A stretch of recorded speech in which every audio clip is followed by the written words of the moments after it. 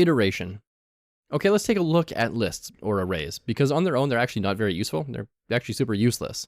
We need to be able to do something with them. So there are two ways to loop over an array. We can use the for function or the for constructor, or the forEach function. So the for loop or the forEach function.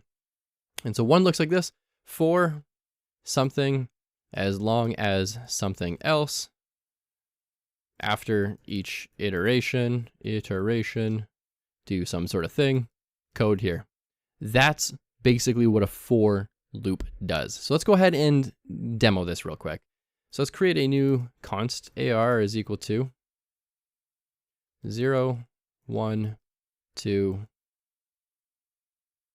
3. And we can say for let I is equal to 0, so a starting value. Then we can say do this over and over again for as long as this next part is true. So I is less than arr.length. So now we're using the .length property, which we learned about. With strings, it just happens to be that arrays have that too.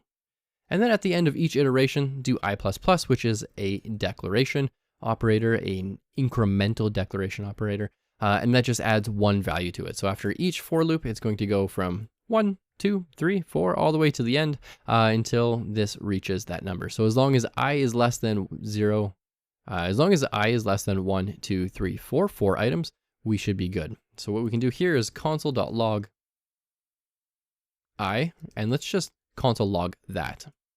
And so we get 0, 1, 2, 3, and undefined. And so now what we can do here is we can say console log arr and use that number as an index as I. There we go.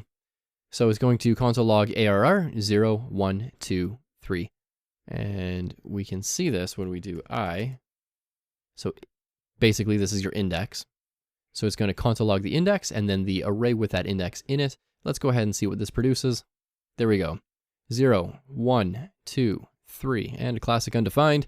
We don't really care about that at the moment though. We can simply ignore that at this time. So that is the for loop, and that is simply going to loop through all of the items in an array. Now there's actually a better way to do this, and this is a more modern way, and this is the way I really prefer to do it. So arr.forEach. And then we can say for each of the numbers in that list, console.log said number. And so we're actually using some pretty modern JavaScript here. We're using a forEach function. This is not a loop, this is a function. And in here, we're passing in one parameter into a function. We haven't learned about functions yet, but we will. We'll get there. And we're using a fat arrow function, which again is also a very modern JavaScript thing to do.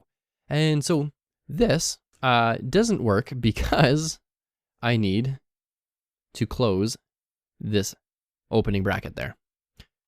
There we go. 0, 1, 2, 3, and undefined is whatever it's going to return. That's fine. So what I would like you to do is give both of those a shot.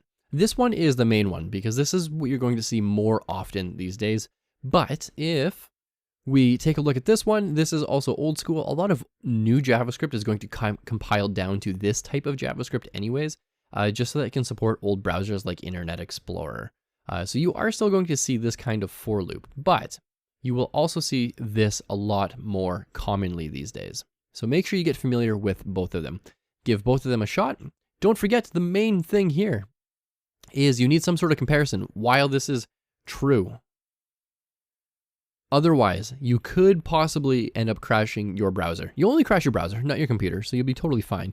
But if you only did something like this is going to say for I is equal to 0 while something is true. Well, we know for in Boolean is true, so this is going to be true. Do I++, and I need to get rid of that. Do I++. And so this is not actually going to ever meet some sort of ending condition. And so you want to make sure that I is less than or less than equal to arr.length. Up next in the next lesson, we are going to talk about selecting more than one element with classes. I am getting really, really bored of using this console. You know, this is great and all. This is using our browser, but let's go ahead and do something funner with like maybe CodePen or something in the next lesson.